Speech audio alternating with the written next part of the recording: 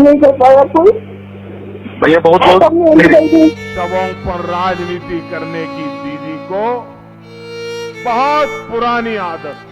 हमने ये दो आवाजें आपको इसलिए सुनाई है क्योंकि लाशों पर राजनीति की दुहाई देने वाली सियासत की संवेदनशीलता आपको खुद समझ में आ जाए।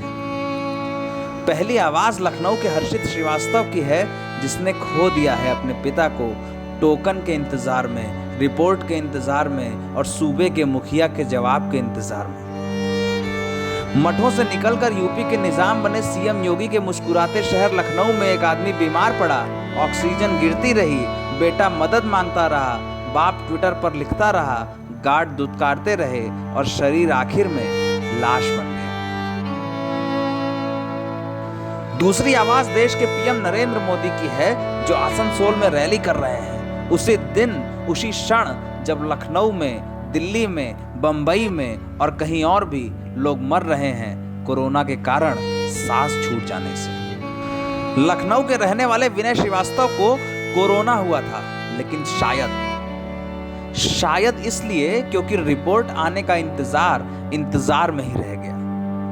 विनय श्रीवास्तव के परिवार का कहना है कि अस्पताल दर अस्पताल, दरवाजे दर दरवाजे, अफसर दर अफसर मदद मांगते रहे, ना मदद मिली, ना अस्पताल का बेड मिला और विनय जी इहलोक से विदा हो गए। ये घटना उस रोज की है जिस रोज बंगाल के आसनसोल में पीएम मोदी की रैली थी, वही रैली जिसमें पीएम साहब मंच पर खड़े होकर चिल्ला कर कह रहे थे, दीदी को लाशों पर राजनीति करने की पुरानी आदत है। नहीं कर पाया कोई। भैया बहुत मेरी बहुत संवेदना है आपके साथ, अपना ध्यान रखिए। कहाँ थे पिताजी, कहाँ आप हमको ले जा रहे थे, किस अस्पताल में? बलरामपुर में? सही नहीं हुआ, मैंने उनको कहा था कोविड का पहले टेस्ट लाइए तब होगा। कोविड का टेस्ट, कोविड रिपोर्ट आई नहीं थी? वो 24 घंटे बाद आएगी, परसों नहीं है, अभी रिपोर्ट नहीं आई। बताइए भैया बहुत खराब हालत है, ध्यान रखिए अपना हर्षित जी। हर्षित की इस रोती आवाज को जब नवभारत टाइम्स के संवाददाता शिवम ने सुना तो आंख में आंसू भर आए, लेकिन हम खबर नवीस थे, दिलासा दे पाए बस। सरकार होते तो शायद जीवन बच जाता। विनय श्रीवास्तव ऑक्सीजन के लेवल के साथ गिरती जिंदगी की तस्वीर ट्विटर पर शेयर करते रहे, सीएम के सूचना सलाहकार शलभ मणि डिटेल्स मांगते रहे, बेटा रिपोर्ट का इंतजार करता रहा, लेकिन कोविड रिपोर्ट तो नहीं आई, अस्पताल में भर्ती नहीं हो सके, ऑक्सीजन 31 हो गई और एक दिन सरकार पर खींचते, ये कहते कि सरकार निरंकुश हो गई है, प्रदेश नहीं चल रहा। विनय श्रीवास्तव इस दुनिया से विदा हो गए।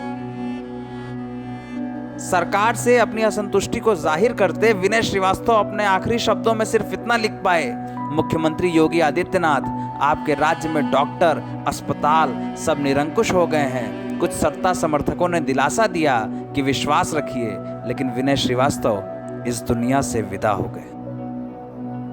इन सबके आखिर में बेटा हर्षित सिर्फ रोते हुए इतना कह पा रहा है, कोई कुछ नहीं कर सका भैया, लेकिन सवाल सिर्फ इतना है कि हर्षित के आंसू से सरकार को कितना फर्क पड़ेगा। इस घटना के ही रोज बनारस की यह तस्वीर भी देख लीजिए।